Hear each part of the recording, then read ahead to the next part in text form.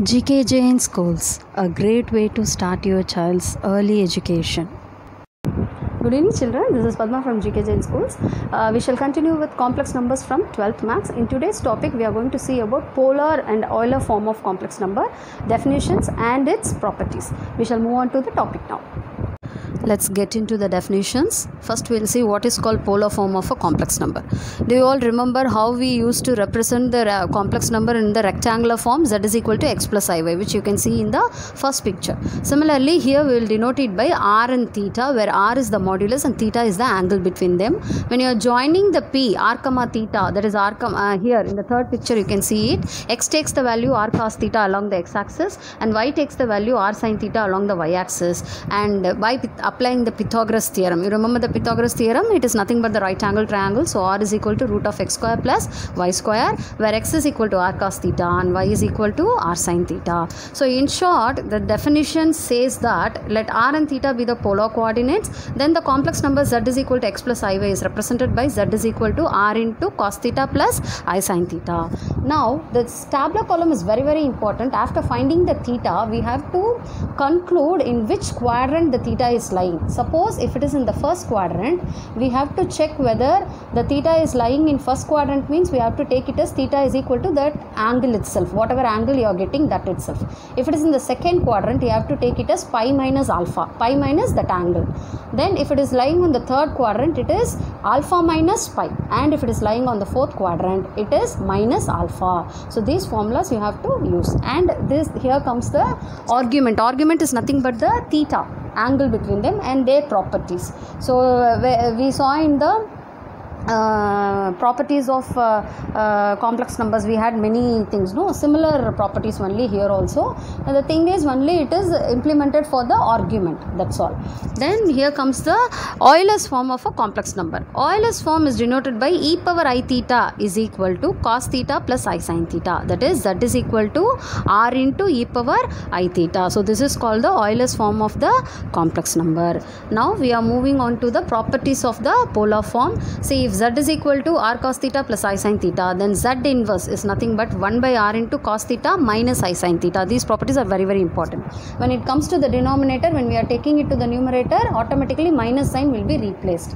Similarly, property 2 also you can see, it is nothing but the multiplication, and property 3 you can also see that it is nothing but the division. So all these properties will be making use in the sums. Let's move on to the sums now. Example 2.25. Find the product 3 by 2 into cos pi by 3 plus I sin pi by 3 into 6 into cos 5 pi by 6 plus I sin 5 pi by 6 in rectangular form. Okay. So what you have to do? First we will consider the given expression 3 by 2 into cos pi by 3 plus I sin pi by 3 into 6 into cos 5 pi by 6 plus I sin 5 pi by 6. Now I can multiply this 3 by 2 and 6, since they are coefficients of the given polar form. This is only polar form. Cos theta plus I sin theta is nothing but polar form, and in between we are having the r value, that is modulus value. So I am multiplying both the modulus. So 3 by 2 into 6, 2 into 6, 2 divided by 6. So that we get 3. So 3 into 3 is 9, and here see I told you from the properties of the polar form we can add them, cos of pi by 3 plus 5 pi by 6. Similarly, plus I into sine of pi by 3 plus 5 pi by 6. Now what is pi by 3 plus 5 pi by 6? Here LCM 3 into 2 6. So here also if I multiply by 2 pi plus 5 pi is 7 pi. So 7 pi by 6 plus I sine 7, here also 7 pi by 6. Now shall I write this 7 pi by 6 as pi plus pi by 6? Yes, obviously I can write. So this becomes 9 into cos of pi plus pi by 6 plus I sine pi plus pi by 6. Now what is cos of? You all remember the trigonometry formulas we have studied? We went through a very big table. You all remember trigonometric table? So cos of pi plus theta. What is pi? Pi is nothing but 180 degree. So cos of 180 plus theta is minus cos theta, and sine of 180 plus theta is minus sin theta. So cos of 180 plus pi by 6 is minus cos pi by 6. Similarly, sine of 180 plus pi by 6 is minus I sin pi by 6. So automatically we are getting it to be minus cos pi by 6 minus I sin pi by 6. And what is pi by 6? pi by 6 is nothing but 180 by 6, and 180 by 6 is 30 degree. So cos 30 degree, sin 30 degree. So we will get the answer to be 9 into minus root 3 by 2 minus I by 2. Okay, so 1 by 2 I, if I multiply by I am getting the answer to be, I can take the 9 inside, so minus 9 root 3 by 2 minus 9I by 2. Now we will see the next example. This sum is very important 5 mark sum. Okay, you have to listen very carefully. If z is equal to x plus iy, we have to show that x square plus y square is equal to 1, where argument of z minus 1 by z plus 1 is equal to pi by 2. So this sum involves with the argument. You remember the previous exercise sums where we will be having real part of, imaginary part of. Similarly here we are having argument of. So first we will consider this part. They have given argument of z minus 1 by z plus 1 is equal to pi by 2. So argument of z minus 1 by z plus 1, we are considering the z minus 1 by z plus 1 is equal to, and as usual our assumption, z takes the value x plus iy. So x plus iy minus 1 by x plus iy plus 1, because it is minus 1 and plus 1. Now again I can group the real part and imaginary part. So x minus 1 plus iy, x plus 1 plus iy into what is the conjugate of this denominator? It is x plus 1 minus iy by x plus 1 minus iy. Now in the numerator I have to multiply x minus 1 into x plus 1 plus iy into x plus 1 minus iy into x minus 1. Then I into I is what is that? Minus 1. Okay, similarly minus into minus will become plus, so plus y square. Now group the real parts. X minus 1, x plus 1, that is a plus b, a minus b, a square minus b square, that is x square minus 1 plus the real part y square plus I into, take the I outside and write them in common, that is y into x plus 1 minus y into x minus 1 divided by the numerator. What happens to the numerator? This is a, this is b, a plus b, a minus b, so a square minus b square, that is x plus 1 the whole square plus y square. So now I am simplifying, so I am getting it to be the real part as x square plus y square minus 1 plus I into, I am multiplying this inside, y into x, xy plus y minus xy plus 1. So obviously plus y. So xy will get cancelled. So you will be getting 2y. Okay. So I am getting it to be x square plus y square minus 1 plus I into 2y divided by x plus 1 the whole square plus y square. Now it was given in the question, that is argument of z minus 1 by z plus 1 is equal to pi by 2. We have one more property in argument, that is argument of x plus iy can be written as tan inverse of y by x.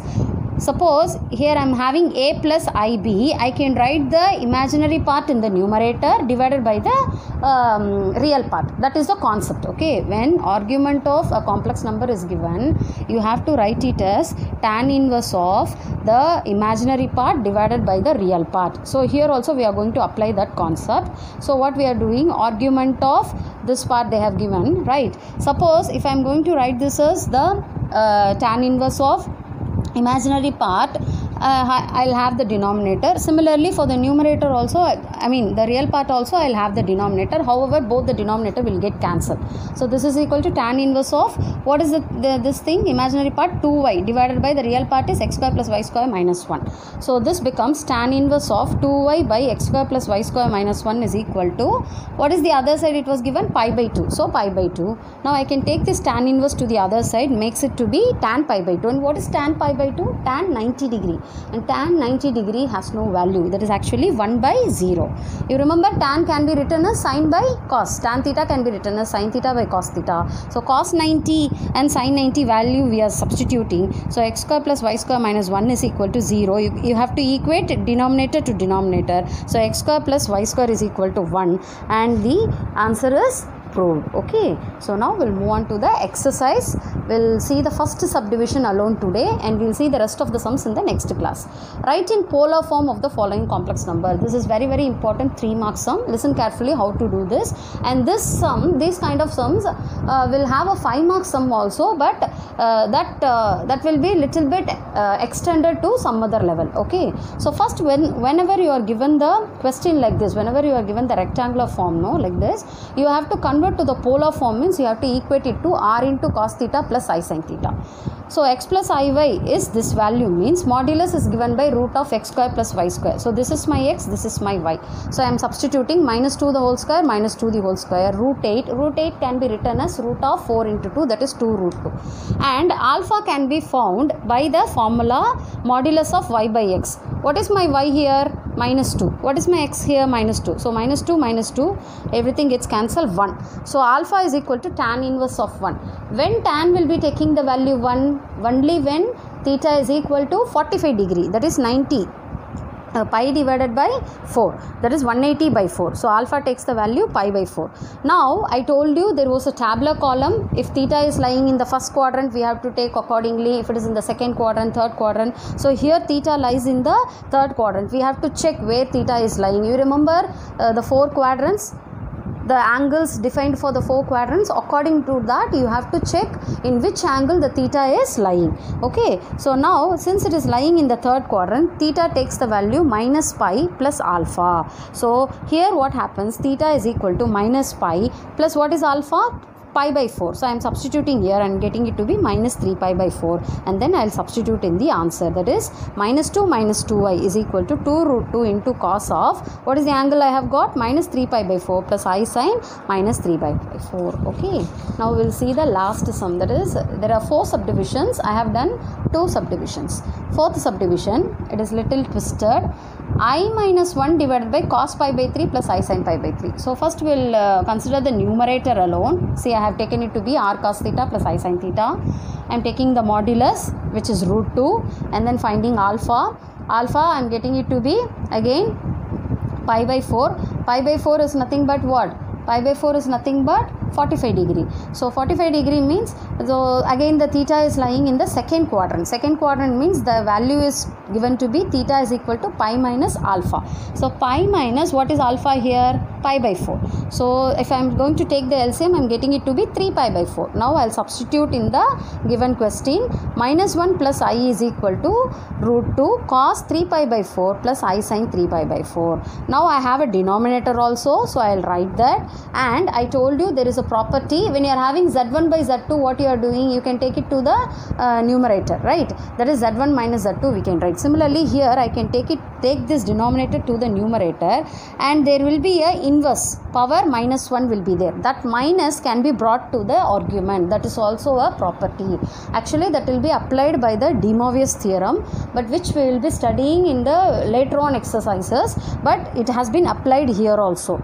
That is the whole power minus 1, this power minus 1 will be applied to the argument. That's why we are getting a minus pi by 3 over here. Now taking LCM, I am getting it to be 9 pi minus 4 pi by 12. Here also 9 pi minus, because the LCM is 12, and to make it as 12 here I will multiply by 3, so makes us 9, and here also the same will happen. So the answer is root 2 cos 5 pi by 12 plus I sin 5 pi by 12. So this is how you have to do, and this is very important, 3 mark sums. So in today's class we have seen example sums and few exercise sums.